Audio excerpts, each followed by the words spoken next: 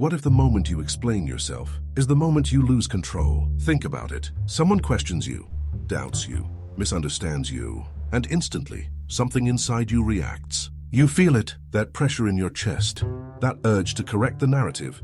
So you start talking, you clarify, you justify. But look closer. You're not speaking to express, you're speaking to regain control. And that's the illusion. Because the more you explain, the more it feels like you need permission to exist. And people can sense that. Not consciously, but instinctively. The one who rushes to explain is the one trying to be accepted. And in human psychology, the one seeking acceptance automatically lowers their status. So without realizing it, you step into a role. Not equal, not dominant, but defensive. And once you're defending, you've already agreed to be judged. This didn't start today. It started early. As a child, when something went wrong, what was your only escape? Explanation. I didn't do it. It wasn't my fault. Let me explain. You learned something powerful. Authority decides, and explanation protects. But here's the problem. You grew up. That pattern didn't. Now you walk into every interaction carrying that same invisible script. Boss, partner, stranger. You treat them like judges, without even noticing. And every time you explain yourself, you silently say, "You decide who I am."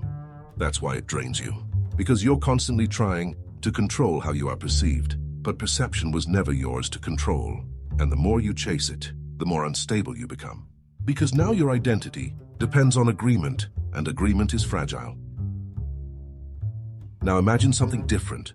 Same situation, same accusation, but this time, you don't explain. You pause, you hold still, no rush, no defense, just silence. At first it feels uncomfortable, almost wrong, because your mind is screaming, "Say something, fix this," but you don't. And something strange happens. The tension shifts, silence creates a vacuum. And people hate vacuums. They start filling it, they rephrase, they soften. Sometimes, they even doubt themselves. Because when you don't react, you don't validate their frame. And without your participation, their certainty begins to collapse. You didn't fight back. You didn't agree. You simply didn't play. And that's power most people never access. Not loud power, not aggressive power, but controlled, unshakable presence. The kind that doesn't need to prove anything. But here's the deeper truth. If you feel the urge to explain, it's not about them, it's about you. Because somewhere inside, there's a part of you that's unsure, a part that fears they might be right. That's the real trigger, not the accusation, but the doubt it touches. And until you face that, you will always feel the need to defend. So the goal isn't silence as a tactic, it's silence as a result. The result of knowing who you are, without needing confirmation. Because when you truly know, you don't rush to correct. You don't chase understanding. You allow misunderstanding. And that changes everything. Because now, you're not reacting to the world. You're moving independently of it.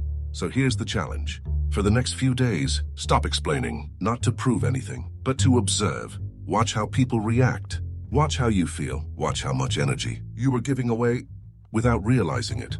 And slowly, you'll notice something shift. Less noise, less pressure, more control. Because the moment you stop explaining is the moment you stop seeking permission. And the moment you stop seeking permission is the moment you become untouchable.